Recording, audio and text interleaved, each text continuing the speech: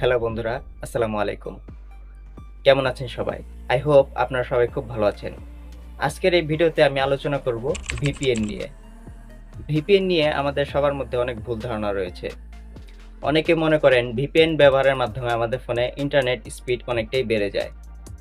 আবার অনেকে মনে করেন ভিপিএন ব্যবহারের ফলে আমাদের ফোনের ডেটা অনেকটাই সেফ থাকে।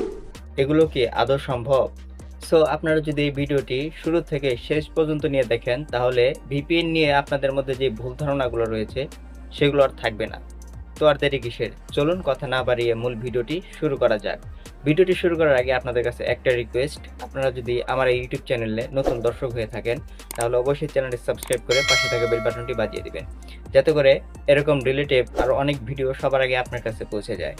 আপনি শিখতে পারবেন, আপনি বুঝতে পারবেন। ভিডিওটি শুরু করা যাক। ভিপিএন ভিপিএন এর ফুল মিনিং হচ্ছে ভার্চুয়াল প্রাইভেট নেটওয়ার্ক। আমরা যখন কোনো ওয়েবসাইটে গিয়ে যে কোনো কিছু লিখে সার্চ করি, তখন সার্চ করার সাথে সাথে সেটা আইএসপি সার্ভারের কাছে যায়। আইএসপির ফুল মিনিং হচ্ছে ইন্টারনেট সার্ভিস প্রোভাইডার। এই তাদের মাধ্যমে আমরা যে কোনো কিছু সার্চ করে দেখতে পারি। ভিপিএন ব্যবহারের ফলে আমাদের ফোনের অনেক কিছুই সেভ থাকে। ভিপিএন যদি আমাদের ফোনে কানেক্ট করা থাকে তাহলে আমাদের ফোনে আইপি অ্যাড্রেসটা যে থাকে, এই আইপি অ্যাড্রেসটি ক্রমাগত চেঞ্জ হতে থাকে, যেটা হ্যাকাররা খুব সহজে আমাদের আইপি অ্যাড্রেসটি বের করতে পারে না। ধরুন আমরা যদি দেশের বাইরে কোথাও চলে যাই, সেখানে কিন্তু অনেক সফটওয়্যারই সাপোর্ট করবে না আপনার ফোনে। ধরুন আপনি কোনো এক জায়গায় গেলেন, যে জায়গায় আমাদের ফেসবুক কাজ করবে না, বা যে কোনো একটা সফটওয়্যার বা ইউটিউব হতে পারে, ইমো হতে পারে, এই সফটওয়্যারটি আমাদের কাজ করে না। সো সেইখানেই আমাদের এই ভিপিএন কানেক্ট করে আমাদের এই সফটওয়্যারগুলো ডাউনলোড করতে হয় বা ইনস্টল করতে হয় ব্যবহার করার জন্য। তখন আমরা কি করি? প্লে স্টোরে গিয়ে যে কোনো একটি ফ্রি ভিপিএন আমরা ডাউনলোড করে ব্যবহার করতে থাকি। এটা হলো আমাদের সবচেয়ে ভুল সিদ্ধান্ত। ফ্রি ভিপিএন ব্যবহার করার ফলে আমাদের ফোনের ডেটা সেভ থাকা তো দূরের কথা, অনেক সময় ডেটা ট্রান্সফার হওয়ার সম্ভাবনা বেশি থাকে।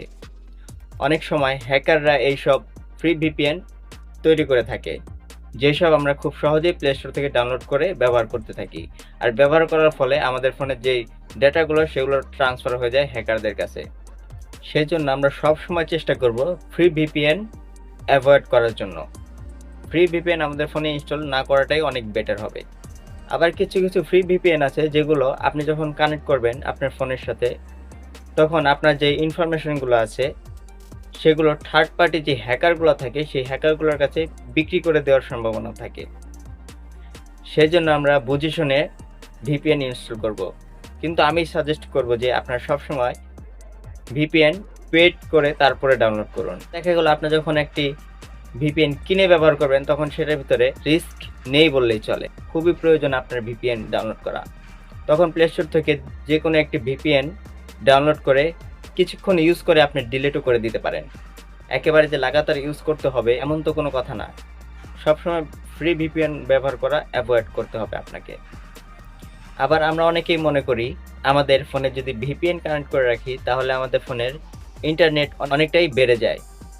এটা 100% ভুল কথা। ইন্টারনেট স্পিড বাড়বে তো দূরের কথা, আমাদের ফোনে ইন্টারনেট স্পিড আরও কমে যায় যদি আমাদের ফোনে ভিপিএন কানেক্ট করা থাকে। এটা নিয়ে বিস্তারিত বলে ভিডিওটি অনেক লং হয়ে যাবে। সো এটা শুধু আপনারা বুঝে নেন, ভিপিএন ব্যবহার করার ফলে আপনি যদি কোনো ওয়েবসাইটে যান ভিপিএন কানেক্ট রেখে, তাহলে আপনি যখন ওয়েবসাইটে প্রবেশ করবেন সেই ওয়েবসাইটের মাঝখানে বাধা দিবে আমাদের ভিপিএন, যেই কারণে আমাদের ইন্টারনেট সংযোগ অনেকটাই স্লো হয়ে যায় ভিপিএন কানেক্ট করার মাধ্যমে। তো এই হলো আমার মূল ভিডিওটি